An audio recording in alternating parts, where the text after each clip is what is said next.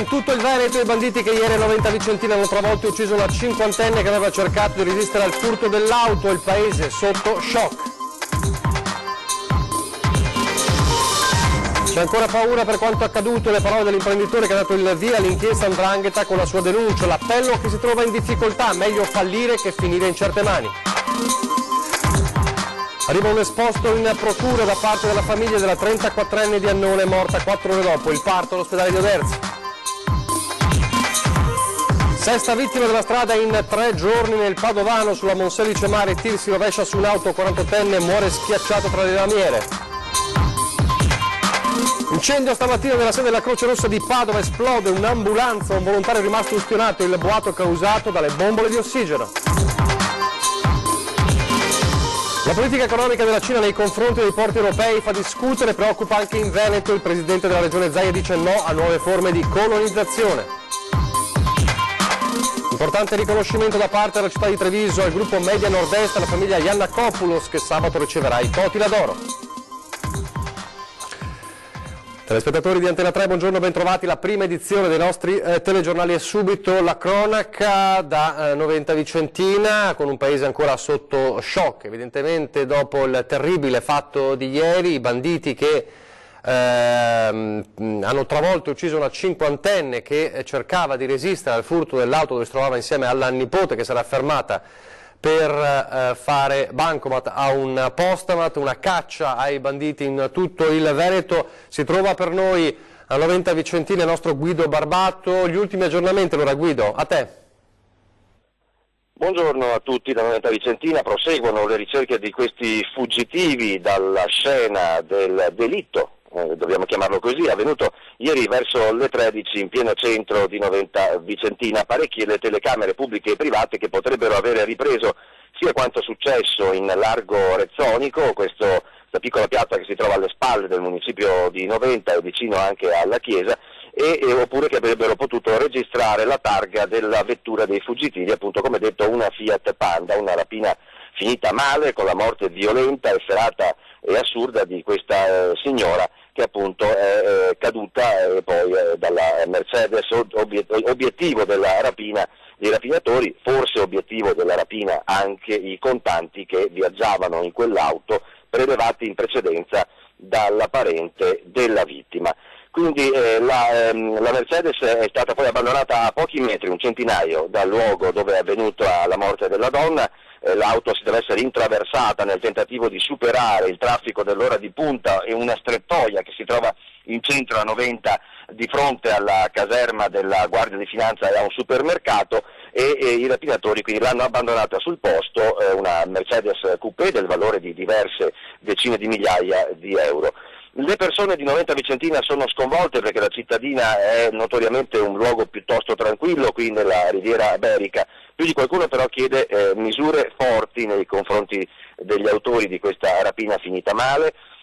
Si augura che l'autore non riceva una condanna per omicidio preterintenzionale, che effettivamente potrebbe anche succedere, ma il parere generale è quello proprio di essere sconvolti per quanto successo. La malavita è diffusa, ma che la malavita si comporti così nella nostra città è veramente sconvolgente. Questa è l'opinione più diffusa tra le persone che abbiamo avvicinato poco fa qui nel centro del paese, opinioni che vi faremo eventualmente sentire stasera nei nostri notiziari. Da Noventa Vicentina è tutto, linea allo studio. Grazie a Guido Barbato. Dunque, mentre si procede alla ricerca, alla caccia a questi banditi che sarebbero come ultima vettura a bordo di una Panda, ma è probabile che abbiano cambiato ulteriormente vettura, risentiamo la voce di chi tra chi era presente nel momento della tragedia appunto ha visto quanto stava accadendo ieri pomeriggio. Sentiamo. L'ho vista lì. Sì, appena io ho visto una macchina che usciva da di lì, chi dice che era rubata ma non lo so, no? E non ho mai visto la donna, l'ho vista dopo per terra, perché credevo, guarda, dico, i tocchi di macchina che era qui lui, come si chiama, qui della Croce Rossa, era appena arrivato, e io ero lì, ma guarda, dico, sono fuggiti questi. E la portella, quella destra lì, non si chiudeva, e là sbatteva da qua e là, e loro si sono fermati, sono usciti dalla macchina e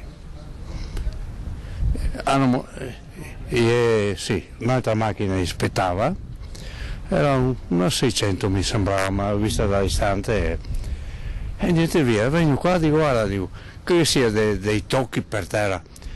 E ho visto lì quei signori dell'ambulanza che era fermi lì, dove che è adesso? E niente, sono io qua, che era una donna lì per terra, sangue che veniva fuori, e mi ha detto adesso che è morta. Queste dunque le parole del testimone di questo terribile delitto. 5 giovani, di cui un minorenne, sottoposti a fermo di indiziato di delitto, siamo nel Padovano, per aver rapinato un cinese mentre stava facendo il pieno di benzina alla sua auto. Il fatto è avvenuto il 26 gennaio scorso. I carabinieri di Piove di Sacco hanno accertato che i 5 giovani avevano aggredito un imprenditore cinese rapinandolo del portafogli contenente una discreta somma di denaro. L'uomo e il suo dipendente erano stati avvicinati dagli indagati mentre stavano facendo il pieno alla macchina a un distributore. Nella circostanza i due erano stati aggrediti e malmenati dai 5 giovani rapinatori che erano riusciti ad asportar loro il portafogli contenente l'incasso della giornata. Tra questi, lo ripetiamo, c'è un minorenne. E allora l'inchiesta sulla 'ndrangheta, risentiamo le parole dell'imprenditore che ieri ha voluto raccontarci come è nata la sua denuncia, che di fatto ha dato il via alla inchiesta che ha portato alla raffica di arresti delle ultime 48 ore in merito alla 'ndrangheta, una denuncia forte, un racconto forte, ma anche un monito agli altri imprenditori in difficoltà. Sentiamo. Beh, abbiamo ancora paura, non è finita qua. Sicuramente adesso loro non ci sono, ma sono come la gramigna, noi abbiamo paura, abbiamo tanta paura. La paura non abbandona Stefano Venturin, l'imprenditore trevigiano che per primo con la sua denuncia ha dato il via all'indagine contro la 'ndrangheta in Veneto. Racconta come nel dicembre 2012 tramite una terza persona abbia incontrato Sergio Bolognino, tra gli arrestati nell'inchiesta della Procura di Venezia. Questi Bolognino all'inizio sembravano delle persone, lavoratori, brava gente che ti dava una mano. Qualche mese più tardi Venturin decide di acquisire un'azienda di Galliera Veneta. Bolognino si fa avanti e dice di voler partecipare alla trattativa. Se entra qualche socio mette la sua parte. Io ho detto non c'è nessun problema, io metto la mia parte che è circa 400-500 mila euro. A un certo punto un giorno arriva il signor Bolognino con suo fratello Sergio e con un altro signore e mi mette sopra il tavolo i soldi che io gli ho chiesti. Ma i soldi che io ho chiesto erano soldi in contanti, cioè erano dei 400-500, non erano neanche contanti perché ho rispinto subito il pacco e dicendo che io quei soldi non li avrei mai accettato. Mi ha detto tu non sai cosa hai fatto e non sai con chi ti sei messo contro. A quel punto inizia l'incubo. E hanno iniziato a minacciarmi, finché un giorno io gli ho detto guardate questa è la mia azienda, le quote sono mie, ve le andate via, e da là è peggiorato le cose. Praticamente una sera mi hanno preso e mi hanno sequestrato in un ufficio di questa azienda dalle 7 del pomeriggio, dalle 7 di sera fino alle 10 e si vedeva che sotto la giacca aveva una pistola perché me la faceva sentire anche. Sono attimi drammatici. Io non sapevo proprio come poteva andare a finire. Ha pensato di morire? Quella sera del sequestro sì, pensavo di fare veramente una brutta fine. Durante il sequestro, racconta Venturin, mi hanno ordinato di andare da un notaio per fare una procura irrevocabile a vendere delle quote, altrimenti. Perché se no noi ti facciamo fare una brutta fine a te e a tutta la tua famiglia, soprattutto a tuo figlio. Il giorno dopo, spiega ancora Venturin, ho fatto la procura, ma all'indomani abbiamo creato una società nella quale sono state spostate tutte le quote per annullare la stessa procura. Come se ne sono accorti, sono venuti in azienda, mi hanno menato, mi hanno fatto fare 17 giorni di prognosi. A quel punto Venturin non ha più dubbi e decide di denunciare tutto. Davanti a un pestaggio, davanti a una faccia insanguinata, davanti soprattutto alle minacce del figlio, perché quando i ragazzi ce li hanno tolti da addosso, me li hanno tolti da addosso, c'era il Bolognino che gridava guarda tuo figlio che adesso mandiamo qualcuno a ammazzartelo. Dopo i blitz contro le infiltrazioni mafiose che hanno portato alla luce un coinvolgimento del mondo imprenditoriale veneto, Venturin dice In Italia l'imprenditoria non viene più di tanto aiutata, per cui bisogna arrangiarsi. Si va in mano a questa gente qua e questa gente qua, quando ti viene dentro, l'unica cosa che sa fare è rovinarti. E ad un imprenditore che decide, magari perché in crisi, di rivolgersi alle persone sbagliate, Venturin raccomanda: è meglio perdere tutto che andare incontro a questa gente qua, perché questa gente qua ti fa perdere tutto lo stesso, perché perdi tutto lo stesso e ti tiene anche sotto scacco. Intanto, mentre l'inchiesta sull''ndrangheta sembra destinata ad allargarsi, il prefetto di Venezia dice siamo soltanto all'inizio con queste operazioni contro la criminalità organizzata. È inevitabile che ci siano altre sorprese, perché siamo all'inizio di un filone che è appena iniziato, insomma. Il 19 febbraio 50 arresti per camorra, il 12 marzo altri 27 per 'ndrangheta, numeri impressionanti, inimmaginabili perlomeno ai più fino a poco tempo fa, e che oltretutto, secondo il prefetto di Venezia Vittorio Zappalorto, sono probabilmente destinati a crescere. Le organizzazioni malavitose sono oramai considerate una presenza assodata in Veneto e nel veneziano. Probabilmente c'è stata anche molta ingenuità, facilità, faciloneria, che poi pian piano si è tramutato in queste situazioni, ma sono, per quanto mi riguarda, delle infezioni che, una volta scoperto il problema e stiamo trovando gli antibiotici, verranno assolutamente curate. Sul fatto che la maggior parte del tessuto economico e sociale sia sano concordano tutti, ma ciò non toglie che una parte, seppure estremamente minoritaria del territorio, si sia dimostrata priva degli anticorpi necessari. C'è tanta ingenuità anche nel Veneto, nella popolazione, un po' forse anche di superficialità. Abbiamo forse un po' sottovalutato, ecco, queste persone e certi affari. L'importante è che, insomma, adesso ci siamo arrivati, adesso abbiamo la certezza che le cosche calabresi, napoletane o siciliane hanno un interesse per il nostro territorio e sono riuscite anche a penetrarlo. Intanto, parlando dell'inchiesta Camorra, ieri si è chiusa la 3 giorni di udienze al Tribunale del Riesame di Venezia. Sentiamo com'è andata, sempre da Filippo Fois. Filippo. Sì, buongiorno. Dunque la maxi inchiesta sulla presenza dei casalesi ad Eraclea ha vissuto un primo momento nelle aule di tribunale. Si è trattata di una 3 giorni davanti al collegio del riesame per esaminare i ricorsi che erano stati presentati da 42 indagati. Ebbene, tutte le istanze sono state rigettate, le istanze della difesa che chiedevano di cambiare la misura cautelare. Questo è un primo segnale del fatto che i giudici abbiano approvato le scelte che sono state fatte dal GIP Marta Pacagnella.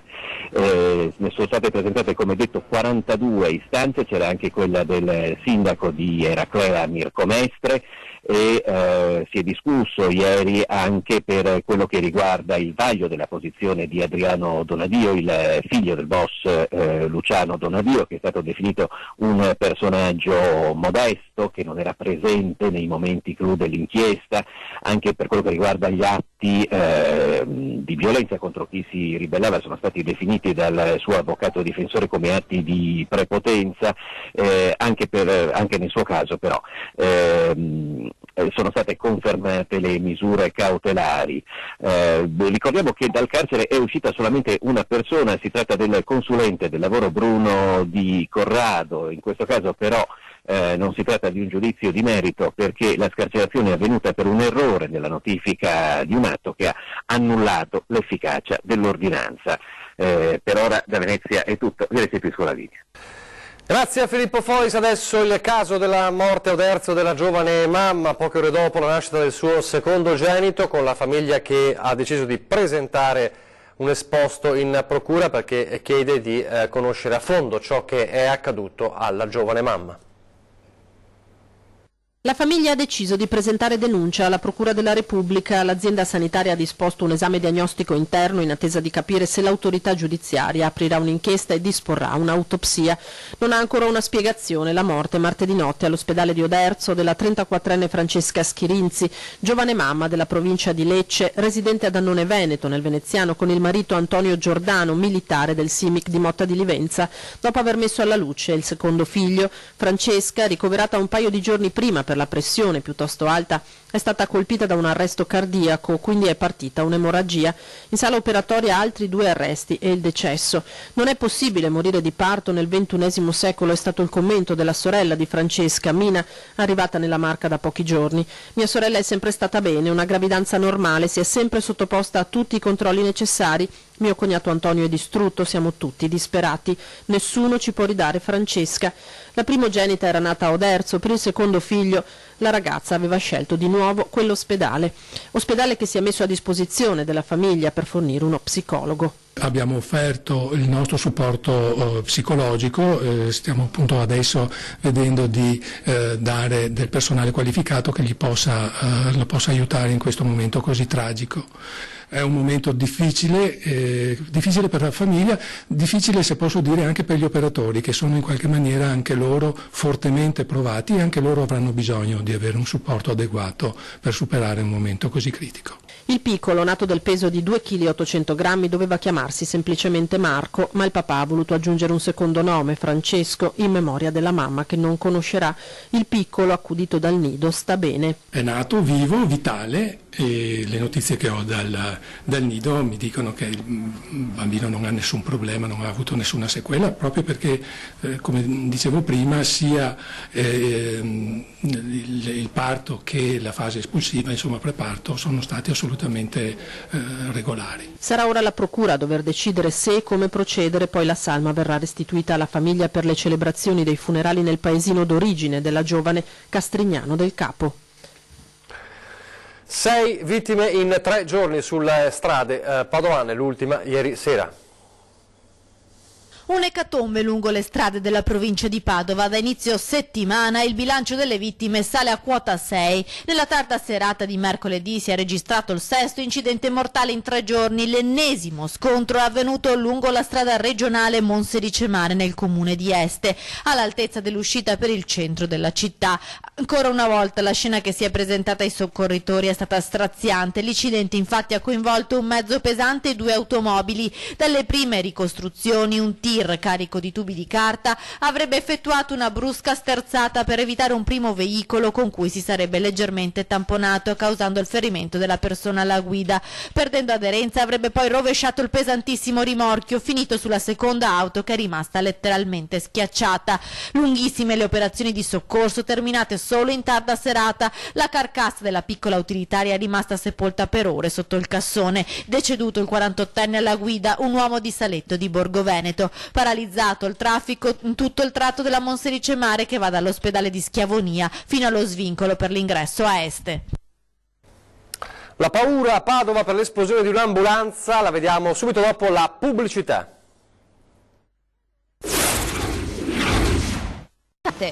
Rieccoci in studio in diretta alla prima edizione del nostro telegiornale. Ripartiamo dalla cronaca e dalla paura vissuta stamane alla sede della Croce Rossa di Padova. Guardate perché.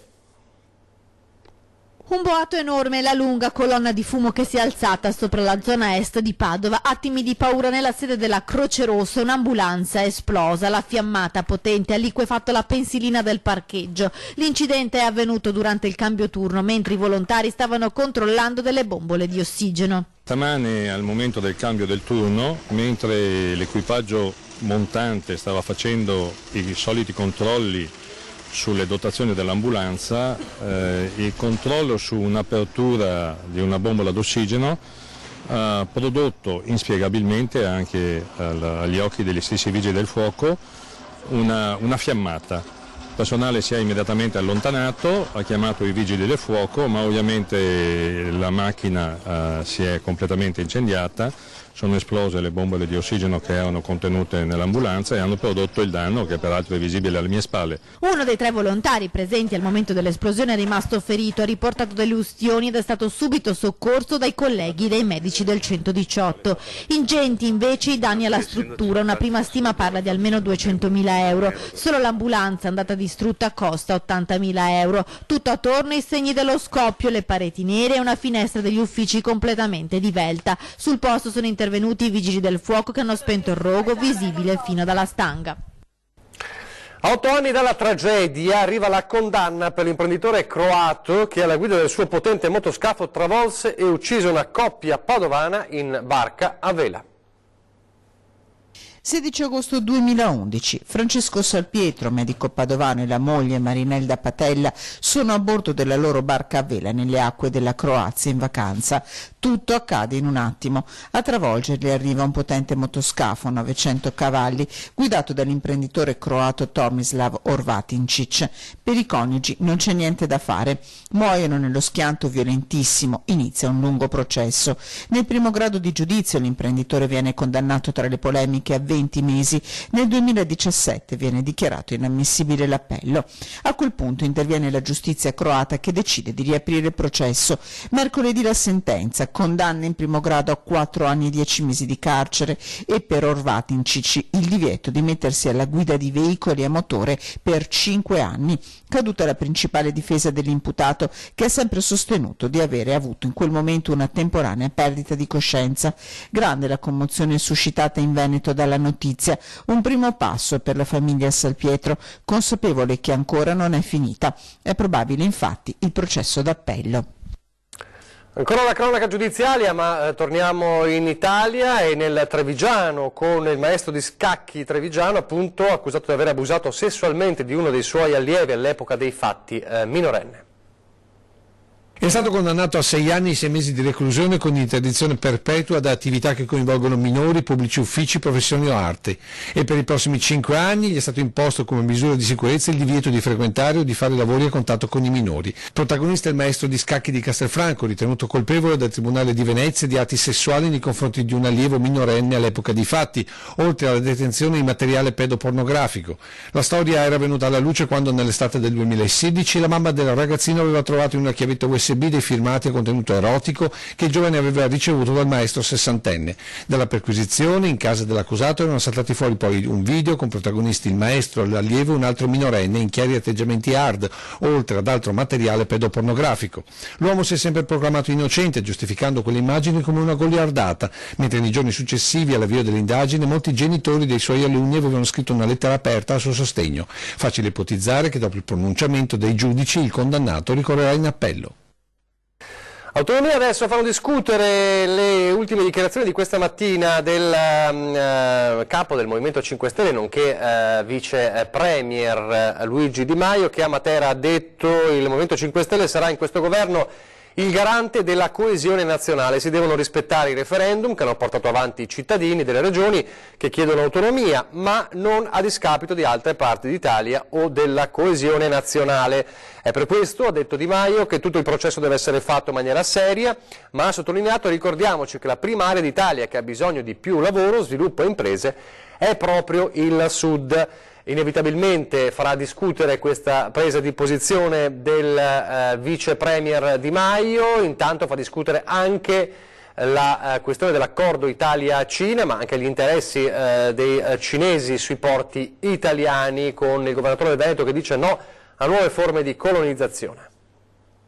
È una nuova forma di colonizzazione, cioè prendiamone atto, è una nuova forma di colonizzazione. I cinesi hanno invaso l'Africa, lo faranno anche con l'Europa, lo stanno facendo con i nostri porti. Noi non dobbiamo credere che i mercati siano ancora medievali, però è pur vero che dobbiamo creare gli anticorpi e difendersi da questa invasione, ovviamente investendo direttamente e credendo in alcune sfide, magari sfide nelle quali non si è creduto fino ad oggi. È un progetto che potrebbe nascondere il rischio di un'egemonia non solo commerciale, la vasta operazione che vede la Cina acquistare grosse partecipazioni nei porti europei.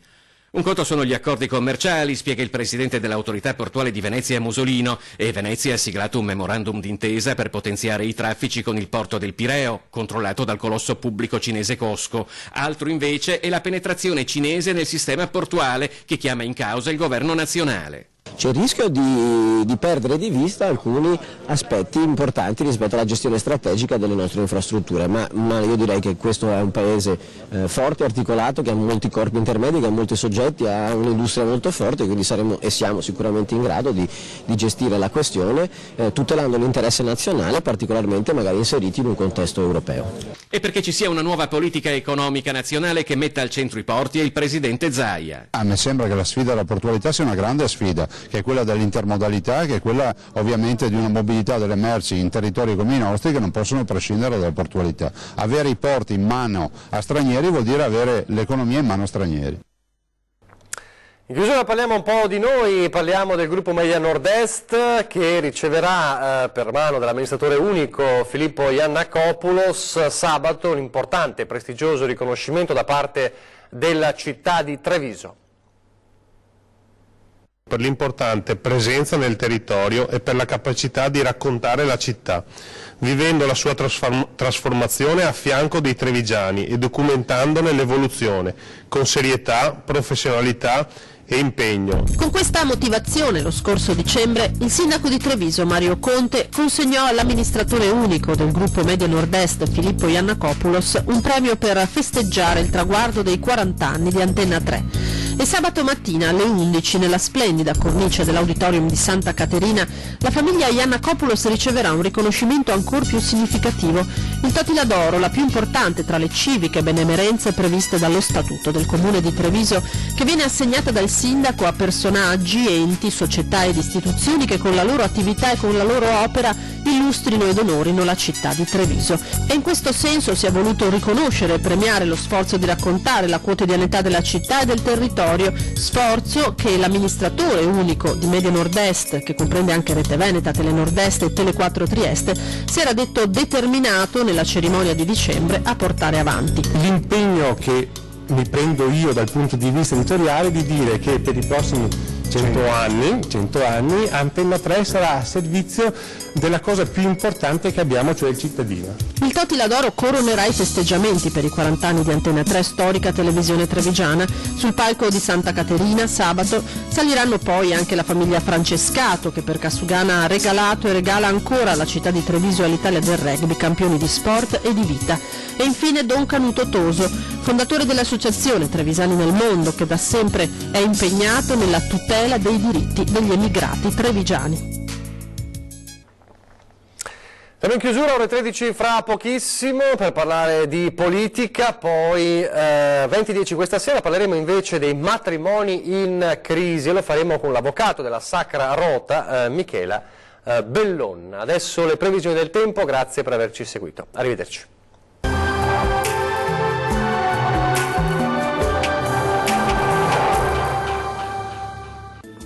Ben ritrovati al meteo. Ancora tempo in prevalenza stabile sul Triveneto, tuttavia con una maggiore nuvolosità. Ma vediamo il dettaglio di giovedì 14 marzo. Sul Veneto sarà soleggiato ovunque, specie al mattino. Più nubi invece a partire dal pomeriggio, con cielo spesso coperto e non si escludono dei piovaschi sul Bellunese. Temperature minime in calo tra -3 e 2 gradi, massime comprese invece tra 11 e 15 gradi. Anche sul Friuli Venezia Giulia il sole sarà prevalente al mattino, ma nella seconda parte della giornata il cielo tenderà a coprirsi, specie sui settori montuosi dove potrà verificarsi anche qualche piovasco. Temperature minime tra 1 e 7 gradi, massime oscillanti invece tra 12 e 13 gradi. Raggiungiamo infine il Trentino Alto Adige, anche qui sarà soleggiato specie al mattino ma con locali nevicate sui settori di confine a quote medio-basse. Qualche fiocco di neve sarà possibile anche sulle aree meridionali della nostra regione. Temperature minime intorno a 1 grado, massime comprese invece tra 12 e 13 gradi. Dal meteo di Antenna 3 per ora è tutto. Arrivederci al prossimo aggiornamento.